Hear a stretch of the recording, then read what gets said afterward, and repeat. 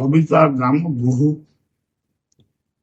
ঝিপ ঝিপ বর্ষা হয়ে বাতায়ন পাশে কে ঠিয়া ହୋଇପାରେ ବହୁଟି ଝାପ୍ସା ଦିଶେ ଶ୍ରାବଣ ସନ୍ଧ୍ୟାରେ ଷଷ୍ଠୀ ଦିନ ଆସିଥିଲା ଏ ଗାଁର କେଇ ନୂଆ ବୋହୂ।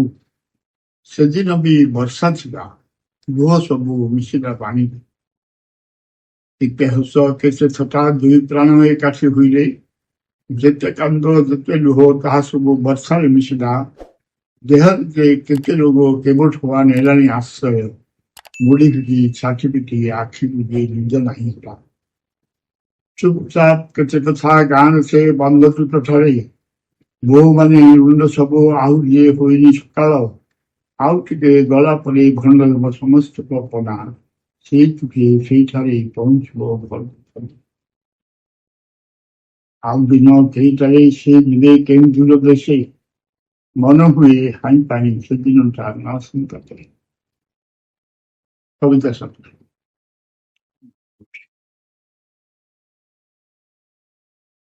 ଗୋଟିଏ ଝିଅ ବୋହୂ ହୋଇ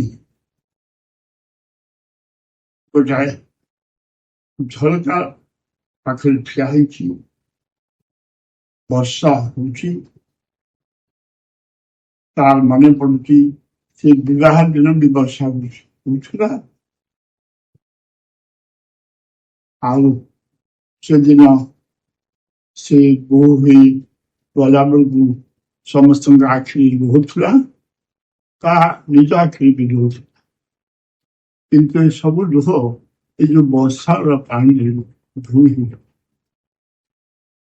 ତାପରେ ସେ ନିଜ ଶାଶୁଘରକୁ ଆସିଲା, ନିଜର ଘର ବୋଲି ବାନ୍ଧିଲା। ଆଉ ସେତେବେଳେ ସ୍ୱାମୀ ସାଙ୍ଗେ ତାର ହସ, କେତେ ଥଟ୍ଟା, କେତେ ଇଏ ଦିଟା ପ୍ରାଣ ଏକାଠି ହେଲା ବେଳେ ଯେଉଁ ପ୍ରକାର ସ୍ପନ୍ଦନ ହୁଏ, ସେ ପ୍ରକାର ଆସିଲା। ବହୁତ ଖୁସି। ସବୁ ଗାଁର ସବୁ ବୋହୂମାନେ ଗାଁ ତୁଠକୁ ଯାଆନ୍ତି ସକାଳ ହେବା ପୂର୍ବରୁ ଗାଁ ତୁଠକୁ ଯାଆନ୍ତି ନିଜର ନିତ୍ୟକର୍ମ କରିବା ପାଇଁ। ସେଠାରେ ସେମାନେ ହସ ଖୁସିରେ ବୋହୂମାନେ ବହୁତ କଥାବାର୍ତ୍ତା ଯିଏ ଯାହାର କୁହନ୍ତି ଏବଂ ମନରେ ଥାଏ ଆଉ କେତେ ଦିନ ପରେ ତାଙ୍କ ସ୍ୱାମୀ ପୁଣି ଦୂର ଦେଶକୁ ଚାଲିଯିବେ। ସେଥିପାଇଁ ସେମାନେ ଦୁଃଖିତ ମନରେ କାନ୍ଦି ନିଜର ନିତ୍ୟକର୍ମ ସାରି ଘରକୁ ଫେରନ୍ତି।